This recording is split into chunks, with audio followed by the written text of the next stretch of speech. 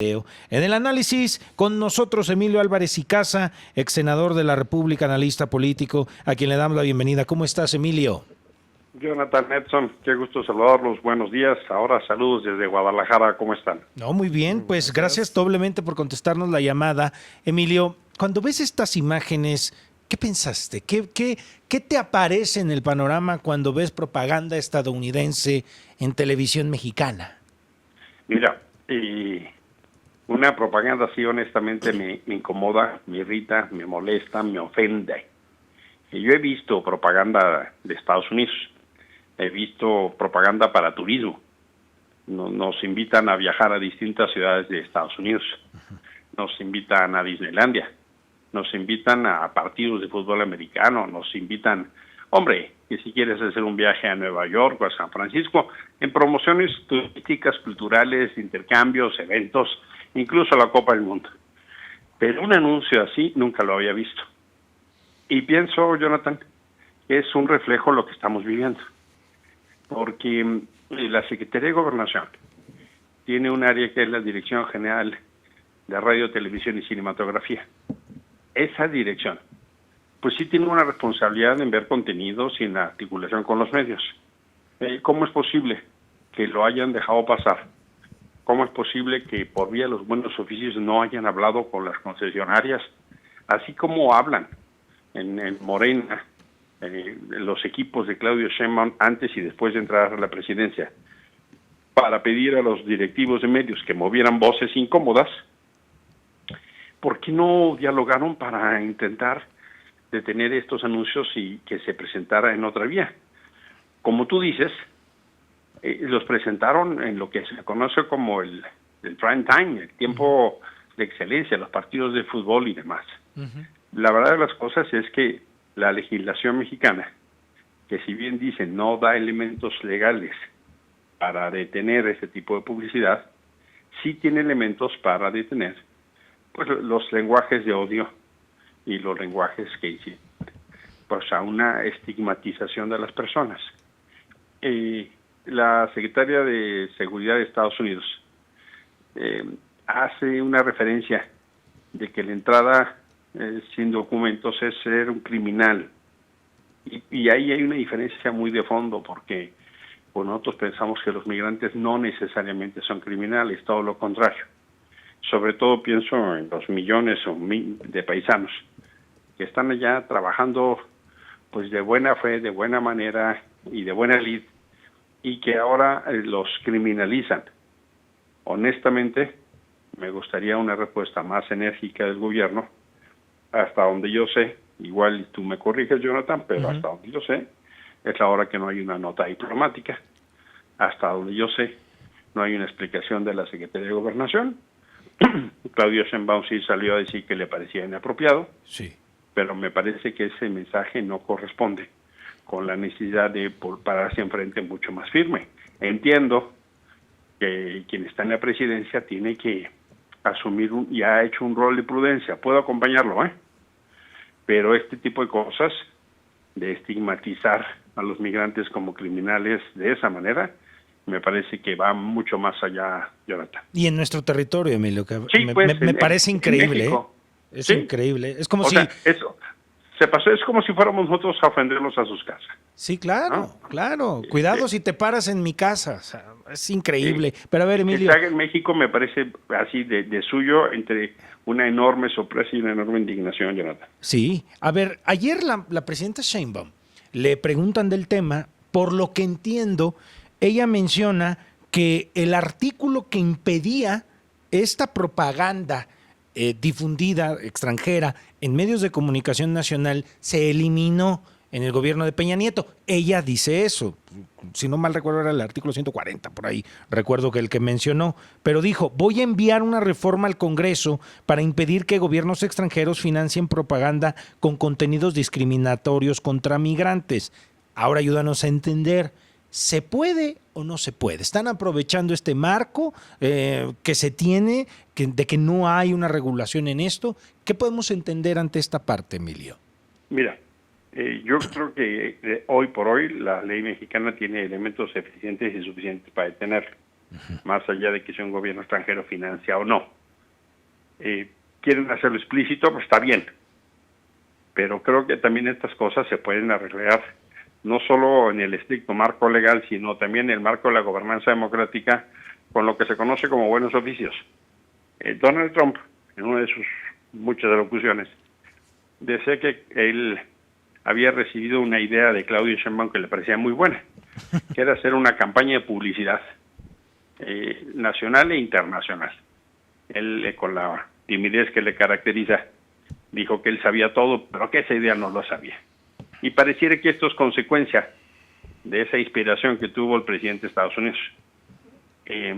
Entonces creo que así como Claudia Sheinbaum conversa con Donald Trump, pues sería bueno en las conversaciones de las autoridades, del canciller, del secretario de Economía, de la secretaria de Seguridad, de Omar García Harfuch, secretario de Seguridad, pues conversar para decir, a ver, estas cosas no van así, o conversar con los dueños de los medios. Me sorprende que lo hayan dejado pasar así nomás, ¿no? Y si no lo dejaron pasar así nomás porque no se enteraron, pues sale peor. ¿Pueden hacer la modificación legal? Sí. La modificación del 2014 sí es cierto, eso sí sucedió, y se tendría que reforzar, sí, eso no está de más, y en su caso deben hacerlo pronto, pero creo que hoy por hoy existen marco normativo en la legislación mexicana que lo que hace es hacer compatible la no censura con discursos contra la discriminación o la promoción del odio. Ya con los elementos que salieron, tienen elementos para decir, ya no lo iban a sacar, ¿no?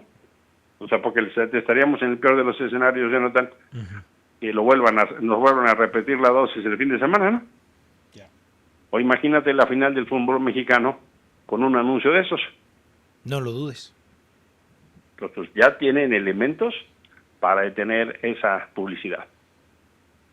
¿Qué tal, Emilio? Muy buenos días, te saluda Edson Pérez. Edson, buenos días. Muy buenos días. La CONAPRED se pronunció al respecto, señalaba que este es un contenido discriminatorio y por demás, pues bueno, que incitaba hacia el odio, hacia esta comunidad migrante tan importante que vive en Estados Unidos.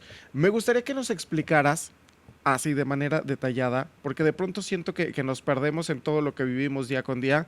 ¿Por qué esto es un contenido discriminatorio y por qué nos debe de preocupar y por qué se necesitan establecer acciones? ¿Qué es lo que sucede? ¿Cuál es el trasfondo de todo ello? El eje de la gobernanza de Donald Trump hacia México ha tenido tres elementos principales. Uno es detener la migración. Dos es el tema de la seguridad, esencialmente el tema del fentanilo. Y tres, el tema de los aranceles.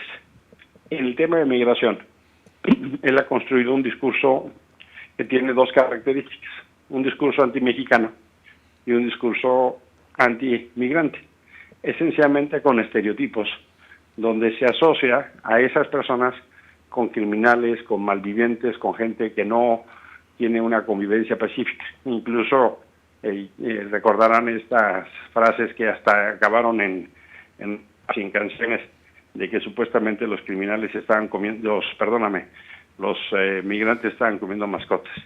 Pero eso es justo esto que es el lapsus que me acaba de pasar, es un ejemplo de lo que él intenta, dejar en la mente de las personas la idea de que los migrantes son criminales. Y eso es una absoluta, no solo mal entendimiento, sino un razonamiento que va en contra de la historia de Estados Unidos. Estados Unidos es un país de migrantes. Y cuando se construyen estos estereotipos de que si tú entras sin papeles eres un criminal, no entiendes que las personas que caminan con sus derechos. Los migrantes también tienen derechos. Una cosa es ser una persona indocumentada y otra cosa es ser una persona ilegal. No hay personas ilegales. Hay personas que pueden estar cometiendo una falta en orden administrativo, pero la intención que quieren hacer es la criminalización de los migrantes y lo ponen con estereotipos que no necesariamente corresponden a la verdad, pero sí a sus miedos. Y la explosión de ese discurso, pues en realidad lo que va generando son prácticas sociales que van aislando, etiquetando y generan un enorme temor en distintas comunidades.